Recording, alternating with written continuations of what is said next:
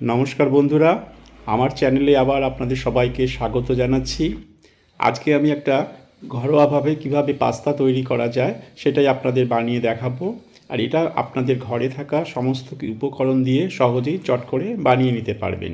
আর এই পাস্তাটা খেতে এত সুস্বাদু হয় যে বাচ্চাদের তো ভালো লাগে, বড়রাও ভালোবাসবে খেতে। প্রথমে পাস্তাটাকে আমি সেদ্ধ করে নেব। একটা প্যানের মধ্যে আমি জল গরম করে নিয়েছি, এখানে 4 কাপের মতন জল দিয়ে দিয়েছি। আর এর মধ্যে দিয়ে দিলাম 1 চামচের মতন সাদা তেল আর অল্প পরিমাণে লবণ।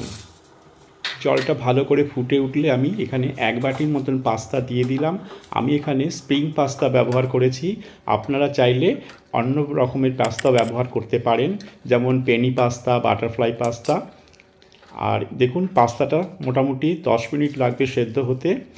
পাস্তাগুলোকে আমি ছাঁকনি দিয়ে ছেঁকে নিলাম। এবার গ্যাসে কড়াই বসিয়ে দিয়েছি, কড়াইতে দিয়ে দিলাম 3 চামচের মতন সাদা তেল। আর এর মধ্যে দিয়ে দিলাম 1 চামচের মতন বাটার। ভালো করে তেলের সঙ্গে বাটারটা ভালো করে মিশিয়ে নিচ্ছি। এবার এর মধ্যে দিয়ে দিলাম 1 চামচের মতন রসুন কুচি। রসুনটাকেও 10 সেকেন্ডের মতন একটু ভেজে নিচ্ছি।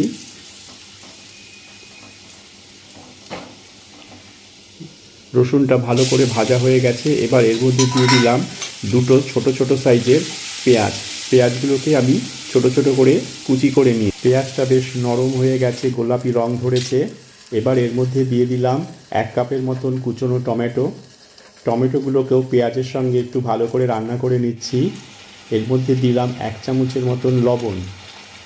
লবণ দিয়ে টমেটোটাকে ভালো করে একটু রান্না করে নিচ্ছি, যাতে তাড়াতাড়ি এটা নরম হয়ে যায়।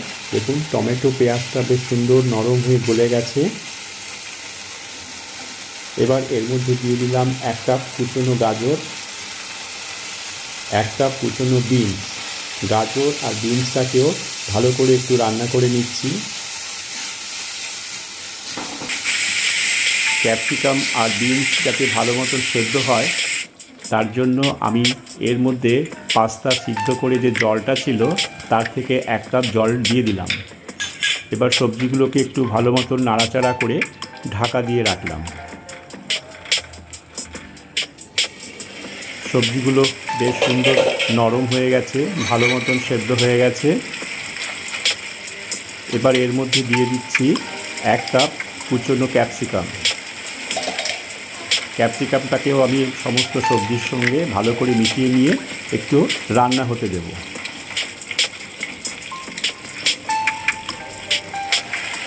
সমস্ত সবজি ভালো মতন সেদ্ধ হয়ে গেছে, ভালো মতনই নরম হয়ে গেছে। এবার এর মধ্যে আমি দিয়ে দিচ্ছি সামান্য পরিমাণে কাশ্মীরি লাল লঙ্কার গুঁড়ো, 2 চামচের মতন পাস্তা সস, 2 চামচের মতন শেজওয়ান সস, 2 চামচের মতন রেড চিলি সস আর 2 চামচের মতন টমেটো কেচাপ। সমস্ত সসগুলো ভালো করে সবজির সঙ্গে আমি মিশিয়ে নিচ্ছি। 1 মিনিটের মতন এটা রান্না করে নেব। ভালো মতন রান্না হয়ে গেলে এবার এর মধ্যে দিয়ে দিচ্ছি 1 চামচের মতন গোলমরিচের গুঁড়ো। এবার আমি এর মধ্যে সেদ্ধ করে রাখা পাস্তাগুলোকেও দিয়ে দিলাম। পাস্তাগুলোকে ভালো মতন করে মিশিয়ে নিচ্ছি সবজিগুলোর সাথে, যাতে সমস্ত মশলাগুলো পাস্তার সঙ্গে ভালো মতন মিশে যায়।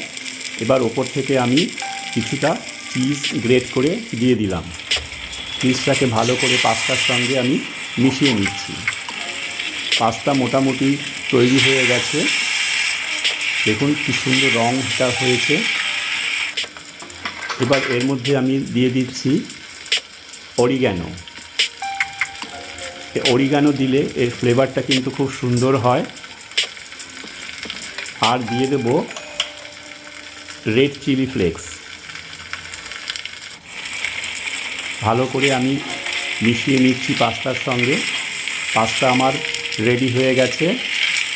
এবার আমি সার্ভ করে নেব।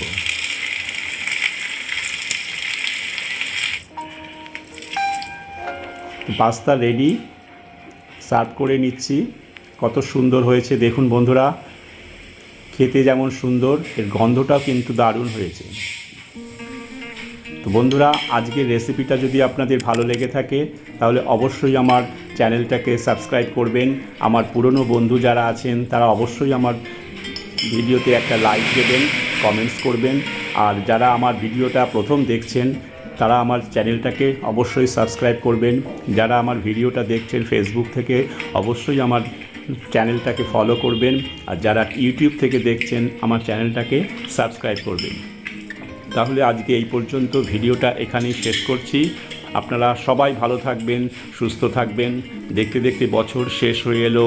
আগামী বছরের জন্য আপনাদের অনেক শুভেচ্ছা, অভিনন্দন আর ভালোবাসা রইল। আপনারা সকলে ভালো থাকবেন, সুস্থ থাকবেন। আবার দেখা হবে নতুন কোনো ভিডিও নিয়ে আপনাদের সাথে।